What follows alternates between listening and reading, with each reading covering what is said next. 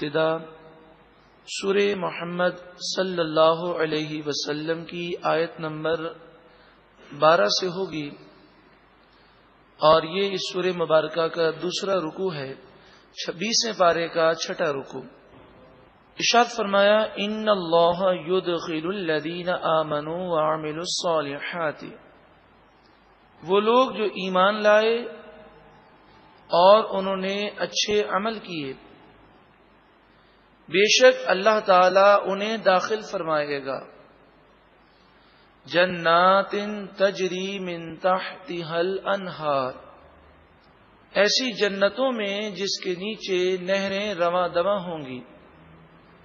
والذین کفروا، اور وہ لوگ جنہوں نے کفر کیا، یتمتعون، وہ دنیا کا فائدہ اٹھاتے ہیں، ویأکلون، اور کھاتے ہیں، کما تأکل الانعام، جیسے جانور کھاتے ہیں، کہ جن کی زندگی کا کوئی مقصد نہیں، کھانا پینا عیش کرنا اور مر جانا، ایسے ہی کافروں کی زندگی کا مقصد ہے کھانا پینا عیش کرنا اور مر جانا، تو یہ نفع اٹھاتے ہیں اور کھاتے ہیں جانوروں کی طرح۔ وَالنَّارُ مَثْوًى لَهُمْ، اور جہنم ہی ان لوگوں کا ٹھکانہ ہے۔ تو جسے جہنم کی آگ میں جلنا ہو تو چند لمحات کے لیے وہ اگر کچھ فائدہ اٹھا لے تو وہ یہ فائدہ کوئی حیثیت نہیں رکھتا۔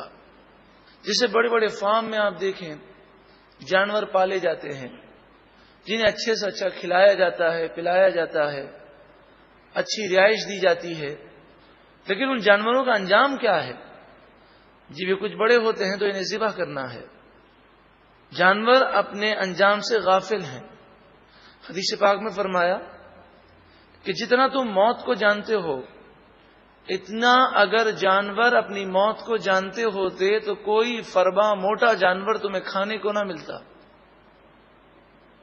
انسان کو کتنی معلومات ہے، اگر کسی کے بھائی کا انتقال ہوتا ہے، کسی کے والد کا انتقال ہے، تو کسی کے فلاں رشتہ دار کا انتقال ہے، تو وہ ان چیزوں کو سمجھتا ہے، شعور رکھتا ہے، کیسے وہ دنیا کے اندر مزے اڑاتا تھا، اب یہ دنیا سے چلا گیا۔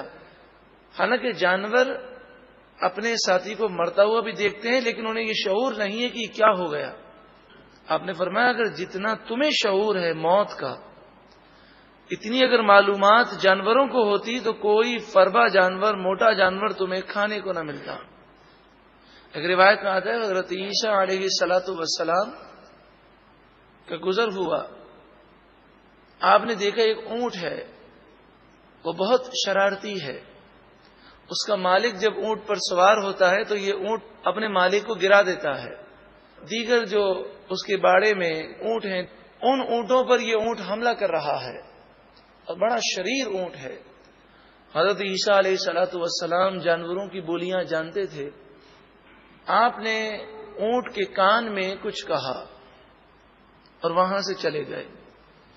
پھر جب آپ کچھ عرصے کے بعد گزرے تو دیکھا وہ اونٹ انتہائی دبلا پتلا ہے اور کونے میں بیٹھا ہے، نہ کھاتا ہے نہ پیتا ہے، نہ اس کی شرارتیں ہیں۔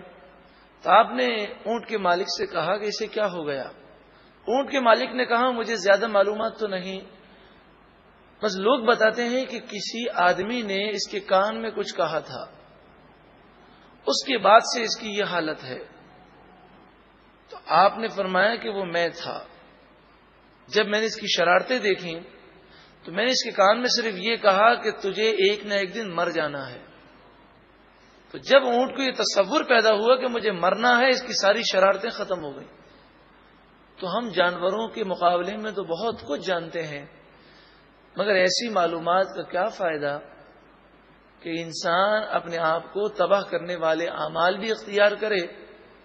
بلکہ عقل مند تو وہ ہوتا ہے جسے اگر یہ معلوم ہے یہ چیزیں میری صحت کے لیے نقصان دہ ہیں تو صرف معلومات ہی نہ رکھے، بلکہ جو چیز نقصان دہ اس سے بچے۔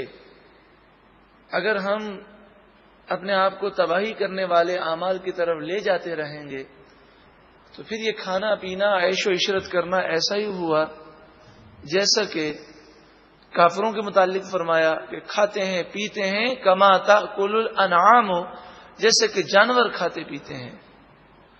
وَكَأَيٍّ مِّن قَرْيَةٍ هِيَ أَشَدُّ قُوَّةً مِّن قَرْيَتِكَ الَّتِي أَخْرَجَتْكَ. نبی اکرم صلی اللہ علیہ وآلہ وسلم جب ہجرت کرنے لگے اور مکہ مکرمہ چھوڑ کر جانے لگے،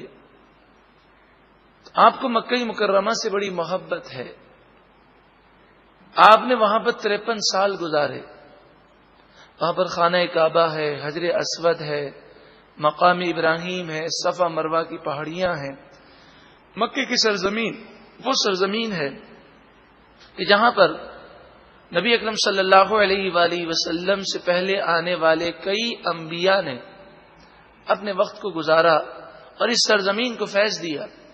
نبی اکرم صلی اللہ علیہ وآلہ وسلم مکے سے محبت فرماتے ہیں.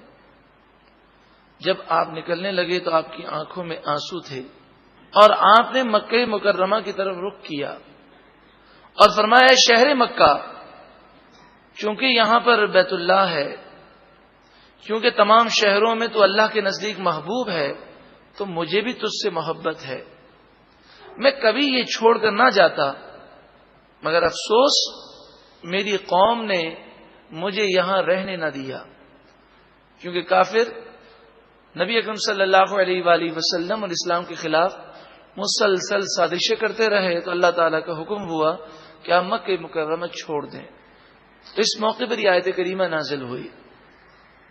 وَكَأَيٍّ مِّن قَرْيَةٍ، اور بہت ساری بستیاں، ہِیَ أَشَدُّ قُوَّةً مِّن قَرْيَتِكَ، جو اس مکہ مکرمہ سے بھی زیادہ طاقتور تھیں. یعنی بہت ساری بستیاں جن کے رہنے والے کفار مکہ سے زیادہ طاقتور تھے.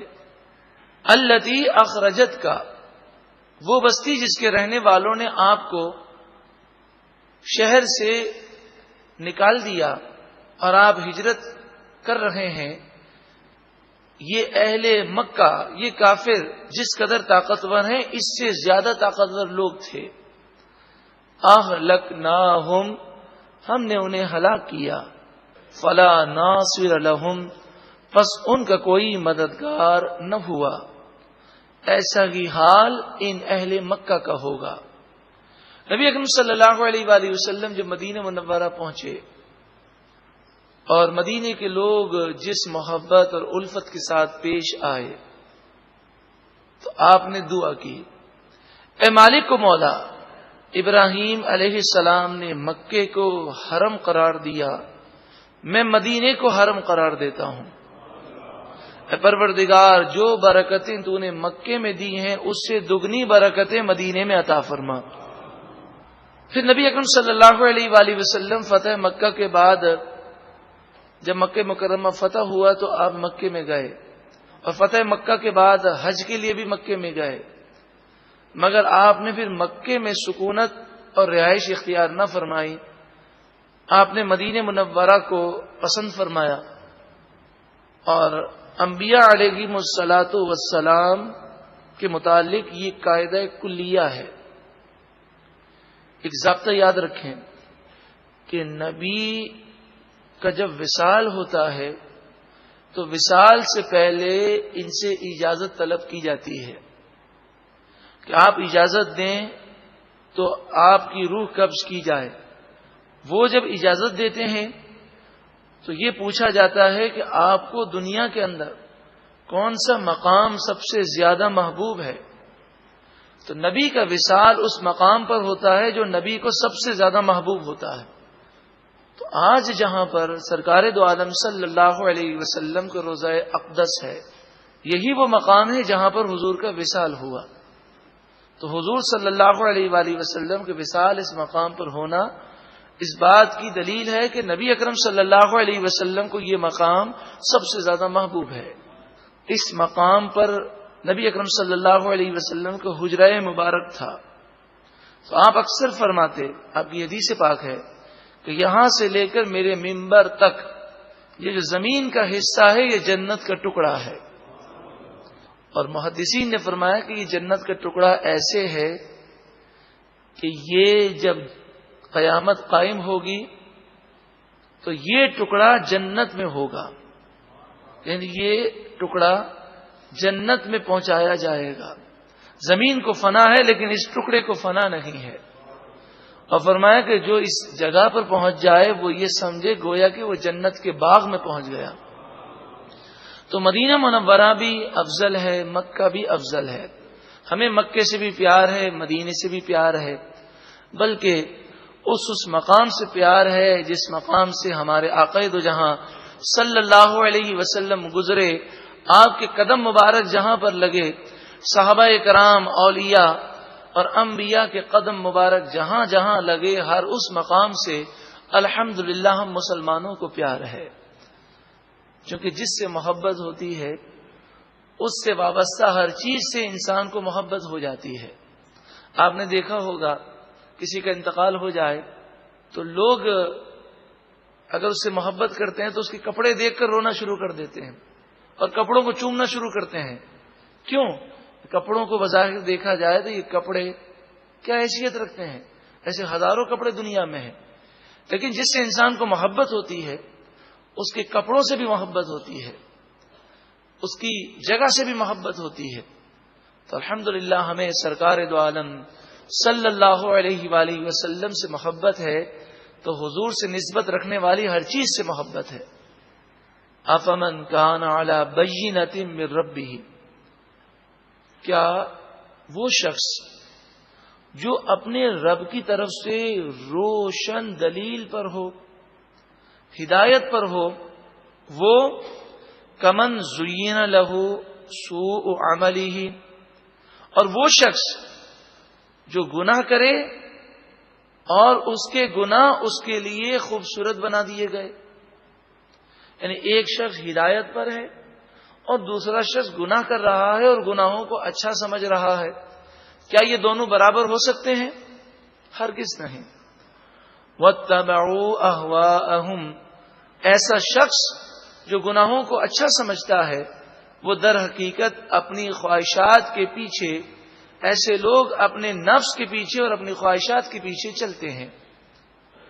مثل الجنت التي وعد المتقون، اس جنت کی مثال کہ جس کا وعدہ متقی پرہیزگار لوگوں سے کیا گیا، اس جنت کا حال یہ ہے، فیہا انہار من ماء غیر آسن،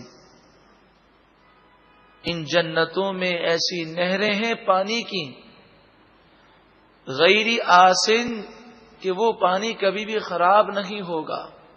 دنیا کے اندر اگر نہر کا پانی کافی عرصے تک رہے، تالاب کا پانی، تو بگڑ جاتا ہے، بسا اوقات اس میں گدلا پن آ جاتا ہے، اس کا رنگ چینج ہو جاتا ہے، کبھی بو آنے لگتی ہے، ہوا کا اثر اس پر آتا ہے، ذرات اور مٹی اور ریت اس میں مل جاتی ہے، مگر جنت کا پانی ہمیشہ ہمیشہ اسی طرح رہے گا۔ دنیا کے اندر جو نہریں بنتی ہیں وہ نہریں زمین کھود کر بنتی ہیں، لیکن جنت میں جو نہریں ہیں وہ زمین کے اوپر ہیں۔ اللہ کی قدرت کہ یہ پانی زمین کے اوپر چلتا ہے لیکن وہ اپنے حدود کو کراس نہیں کرتا، اور ان نہروں کے کنارے موتی اور یاقوت کے ہیں۔ وَأَنْهَارٌ مِّن لَبَن، لبن آج کل تو عربی میں دہی کو کہتے ہیں، لیکن اصل جو لبن کے معنی ہے وہ دودھ کے ہیں۔ آج کل عرب لوگ دودھ کے لیے حلیب استعمال کرتے ہیں اور لبن وہ دہی کو کہتے ہیں، لیکن یہاں لبن سے مراد دودھ ہے۔ وَأَنْهَارٌ مِّن لَبَنٍ، اور دودھ کی نہریں، لم یتغیر طعمہ، کہ جس کا ٹیسٹ، ذائقہ کبھی چینج نہیں ہوگا۔ وَأَنْهَارٌ مِّن خَمْرٍ، اور شراب کی نہریں، لذۃ للشاربین، پینے والوں کو لذت دینے والی شراب، کہ جو پاک ہوگی، جس سے سر میں درد نہیں ہوگا، جس سے نشہ طاری نہیں ہوگا۔ وَأَنْهَارٌ مِّنْ عَسَلٍ مُّصَفًّى، عسل عربی میں شہد کو کہتے ہیں، مصفہ کے معنی صاف ستھرا، صاف ستھرے شہد کی نہریں ہوں گی. وَلَهُمْ فِيهَا مِنْ كُلِّ الثَّمَرَاتِ، اور ان کے لیے ان باغات میں ہر طرح کی نعمتیں ہیں، ان میں سے پھلوں کا ذکر فرمایا گیا، اور ان کے لیے جنتوں میں ہر قسم کے پھل ہیں. وَمَغْفِرَةٌ مِّن رَّبِّهِمْ، اور ان کے رب کی طرف سے ان کے لیے مغفرت ہے. اب آپ بتائیے، جس کے لیے یہ نعمتیں ہوں وہ اور جو ہمیشہ جہنم میں رہے، وہ دونوں برابر ہو سکتے ہیں؟ کمن ہوا خالد فی النار، کیا ایسا جنتی شخص اس کے جیسا ہو سکتا ہے جو ہمیشہ جہنم میں رہے؟ وَسُقُوا مَاءً حَمِيمًا، اور جنہیں گرم کھولتا ہوا پانی پلایا جائے گا. فَقَطَّعَ أَمْعَاءَهُمْ، امعاء آنتوں کو کہتے ہیں. ایسا گرم کھولتا ہوا پانی ہوگا جو آنتوں کو ٹکڑے ٹکڑے کر دے گا، ریزہ ریزہ کر دے گا. یقیناً یہ دونوں برابر نہیں. جب یہ دونوں برابر نہیں تو پھر اب دنیا کی زندگی میں بھی دونوں کے اعمال الگ الگ ہونے چاہیے. جنتیوں جیسے اعمال اختیار کریں، اگر دنیا کے اندر ہم اعمال کریں کافروں جیسے، ہماری حرکتیں اور ہمارے معاملات کافروں اور گناہ گاروں جیسے ہوں، اور ہم کہیں پھر آخرت کے اندر ہمیں حصہ ملے متقیوں جیسا، کہ جو اللہ کی بارگاہ میں عاجزی کرنے والے، اللہ کے فرما بردار ہیں. ایسی سوچ شیطانی سوچ ہے. انسان دنیا کے اندر سمجھتا ہے کہ جس نے محنت کی ہے اس کا ہی نتیجہ اچھا آتا ہے. دنیا کے اندر یہ جب قاعدہ ہم سمجھتے ہیں تو دین کے معاملات میں اور آخرت کے معاملات میں بھی اس قاعدے کو سمجھ لیجیے. اللہ تعالیٰ کی رحمت پر کلام نہیں ہے، وہ جو چاہے کر سکتا ہے، مگر قاعدہ اور قانون یہی ہے کہ بندہ اگر جنت میں جانا چاہتا ہے تو جنت میں جانے والے کام کرے. وَمِنْهُمْ مَن يَسْتَمِعُ إِلَيْكَ، ان میں سے بعض وہ ہیں جو آپ کی بات کان لگا کے سنتے ہیں، آتے ہیں آپ صلی اللہ علیہ وسلم کی باتیں بڑے غور سے سنتے ہیں، حتیٰ یہاں تک کہ اذا خرجوا من عندک، وہ آپ کے پاس سے نکل کر جاتے ہیں، قالوا، تو وہ کہتے ہیں، للذین اوتوا العلم، ان لوگوں سے کہتے ہیں جنہیں علم دیا گیا، یعنی صحابہ کرام سے جا کر یہ منافقین کہتے ہیں، ماذا قال آنفا، ابھی انہوں نے کیا فرمایا؟ یعنی غور سے سننے کے بعد بھی، سمجھنے کے باوجود یہ جان بوجھ کر یوں کہتے ہیں جیسے ان کی باتیں ہمارے دل پر اثر نہیں کرتی. کیا فرمایا تھا انہوں نے؟ ہم سمجھے نہیں، ہماری توجہ نہیں تھی. یہ اس طرح جا کر صحابہ کرام کو اس لیے کہتے ہیں تاکہ وہ حضور کی عظمت و شان وہ صحابہ کرام کے دلوں سے نکالنے کی کوشش کریں. کیونکہ جب کسی کے متعلق یہ کہا جائے اس کی بات ہمیں سمجھ میں نہیں آتی تو اس سے اس کی شخصیت کو ڈیمیج کرنا مقصود ہوتا ہے. لیکن رسول اللہ صلی اللہ علیہ وآلہ وسلم کی شخصیت کو ڈیمیج کوئی کر ہی نہیں سکتا. جو کوشش کرے گا خود وہ تباہ ہوگا. وَرَفَعْنَا لَكَ ذِكْرَكَ، اے محبوب ہم نے آپ کے لیے آپ کا ذکر بلند کر دیا. فرمایا اولئک الذین طبع اللہ علی قلوبہم، یہی وہ لوگ ہیں جن کے دلوں پر اللہ نے مہر لگا دی. حضور کی بے ادبی کرتے ہیں تو دل اللہ تعالی نے مردہ کر دیے، اب یہ تباہی کی طرف جائیں گے. واتبعوا اہواءہم، اور یہ لوگ اپنے نفس کی اور خواہش کی پیروی کرتے ہیں.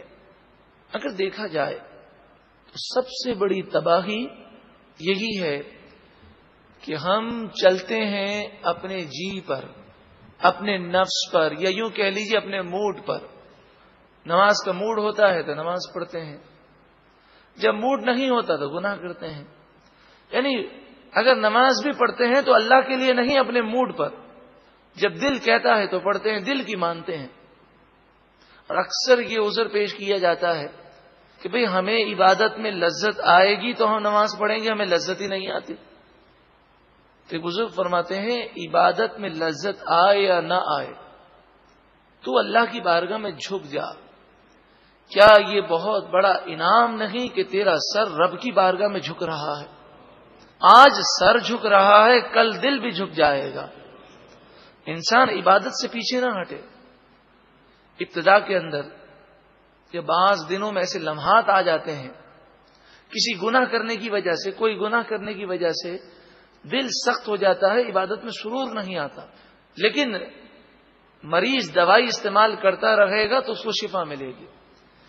ہم گناہوں سے توبہ کرتے رہیں گے اور عبادت کرتے رہیں گے تو دل انشاءاللہ نور سے منور ہو جائے گا. والذین اہتدوا زادہم ھدی، اور وہ لوگ جنہیں ہدایت ملی اللہ تعالیٰ ان کی ہدایت کو اور بڑھاتا ہے. وآتاہم تقواہم، اور ان کا تقوی پرہیزگاری اللہ تعالیٰ انہیں عطا فرماتا ہے. فَهَلْ يَنظُرُونَ إِلَّا السَّاعَةَ، وہ کس چیز کا انتظار کر رہے ہیں؟ صرف قیامت کا. أَن تَأْتِيَهُمْ بَغْتَةً، وہ قیامت تو اچانک آئے گی ان پر.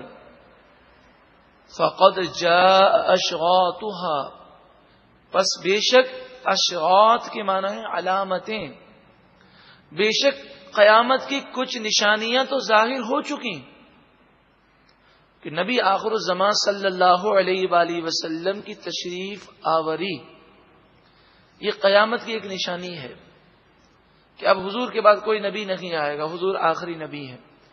پھر حضور صلی اللہ علیہ وسلم نے چاند کے 2 ٹکڑے کیے، یہ بھی قیامت کی نشانی ہے.